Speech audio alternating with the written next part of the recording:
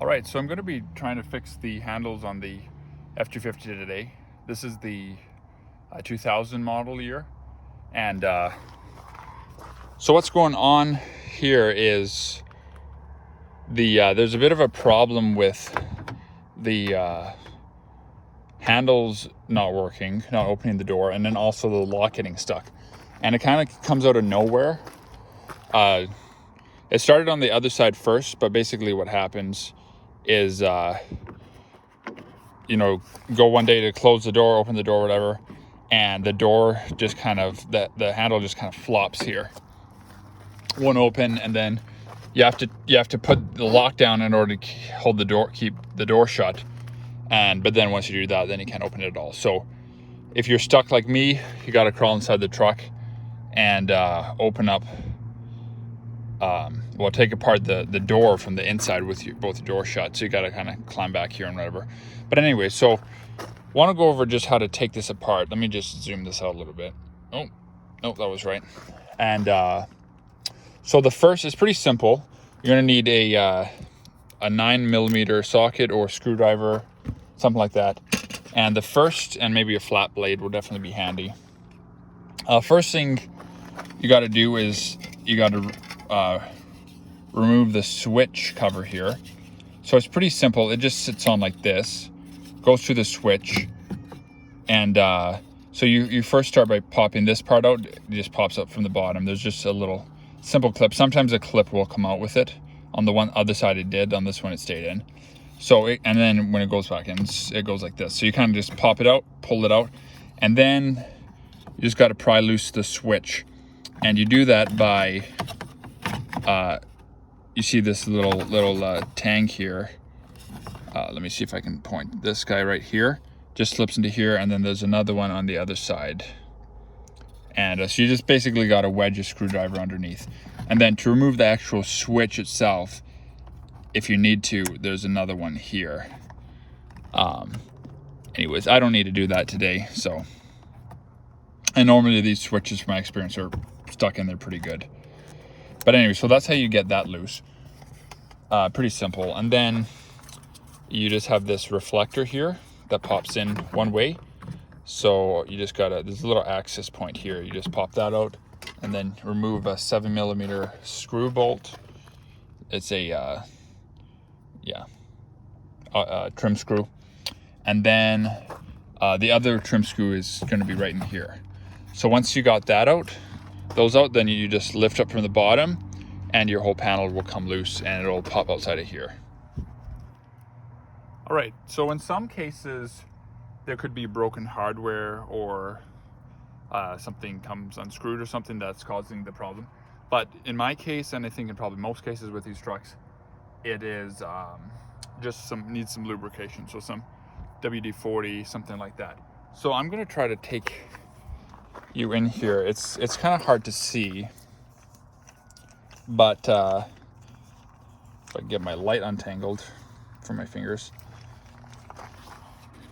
There might be a more techie way to do this, but I don't know.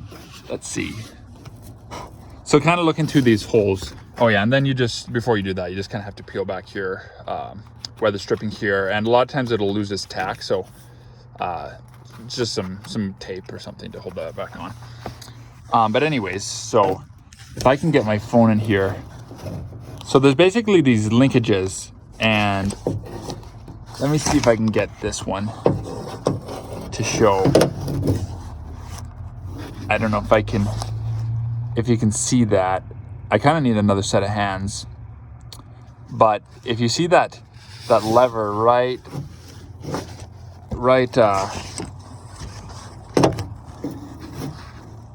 the one with a little bit of rust on it, and then you see to the left of it there's like a plastic rod type thing.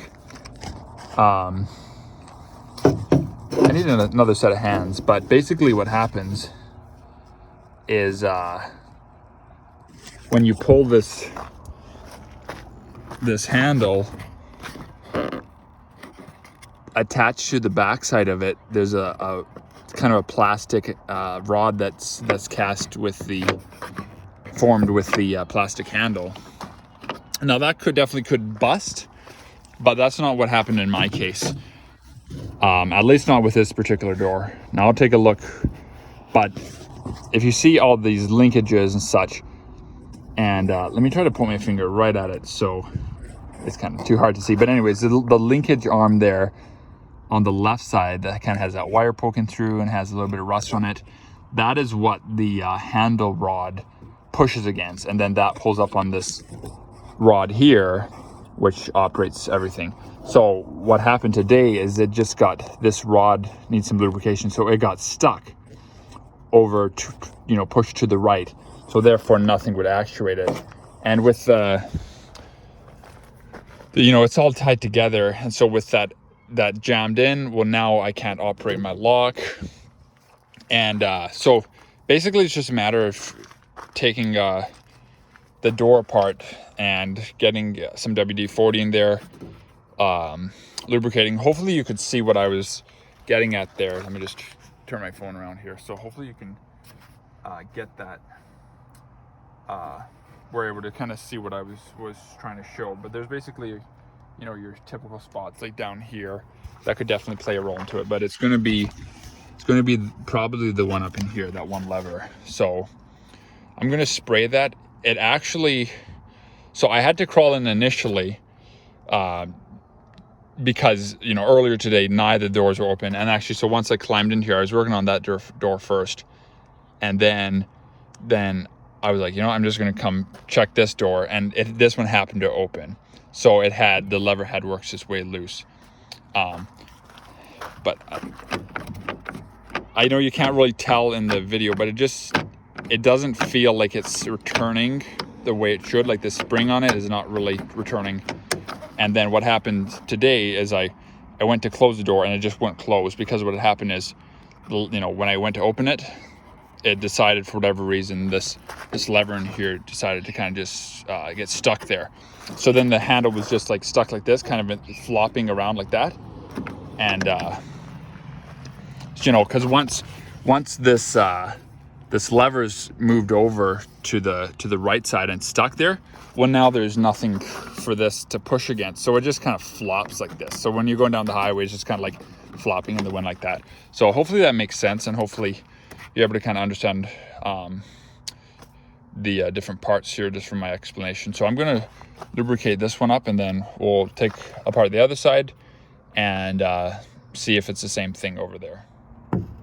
Okay, so as you can see there, this is a little bit better detail, a little better shot, but you can see I've sprayed that down. I just used WD-40 on all the parts, and so you at the bottom end there's those two round things. I think it's the round mounting rivet or whatever it is on the left side that binds, and also I think the rod might bind a little bit, but hopefully you can see there, if I can get this in and to focus.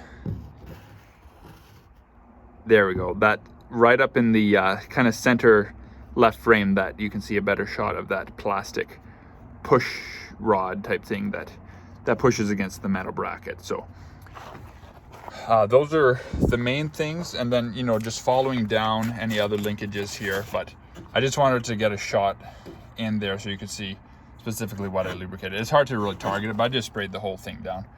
And then, you know, depending on whether or not that you fixes your problem, you want to just take off the rest of this. This one is a very simple splash guard compared to some other vehicles, but I just wanted to show there's a lot of different tapes you can use, but this particular one is like a not weather stripping, like a vapor barrier tape for doing windows. So I used this actually on the Crown Victoria a while ago when I had to take the splash shield off. And but really anything like tuck tape works really well. Duct tape would work well. The one thing you want to keep in mind is just not to go too far over, because if you go too far past, you'll see that once your trim is on. So you want to really stick in within, you can see here kind of the wear marks. So that can kind of be your guide, or where it's really dusty probably. But if you go too far, you'll see it. But obviously, you know, you want to clean off your dust so you'll be able to get your tape to adhere there. Okay, so you can see the taping I did here just to kind of get it back on, and everything works really well now. That works. My lock goes up like before when it was jammed, seized or jammed, whatever. This would not move at all, like no matter how hard. So it's kind of funny how just like one spot, and then I also sprayed in here a little bit, but it opens and returns right back real well. So hopefully that's what the other door entails. But so just gonna get the trim back on. But when you put it on, basically you just set it a little higher, because these little tangs kind of catch in. So you start it a little bit high, and then it slips in, and those hook in all these spots, and then you just put your screws back in, and then you just wash. Just got to slip over top of this. That's about it. All right, so at the passenger side here, and this one was quite stuck, and so I had to open it from inside the cab here, which definitely was a little bit more difficult, because the other one, although it needed to be fixed as well, it did actually open that last time I tried. So this one, with the door closed, was still able to get everything off. No big deal to get the panel off. But then, I went in, sprayed the same spots, and then I was able to actually reach my hand in here. And I have really big hands, so should be pretty easy for most people. But then went in and just started working the linkage back and forth. And after a while, I was able to lift this, and it's just funny how tight it'll get. It feels a little impossible to move this, but as soon as you get a little bit of lubrication in there, a little bit of oil, and you work back, and then it goes from not being able to move at all to just no problem. So that is what this problem on this side was. So thankfully that's what it is, and now I know for the future that if the front doors ever do it, then I know what to look for. So yeah, there, like I said, there might be some other linkages along in here that could maybe use some, but that one in there is definitely what the culprit is. So, and it works now. So gonna put a little bit in here, like on the other side, and just double check everything, but I think that should be pretty much it. Turned out to be an easy fix, so hopefully that'll spare you some headache. I was putting it off for quite a while, but it turned out to be pretty easy. So anyways, thanks for watching, and I will see you in the next one.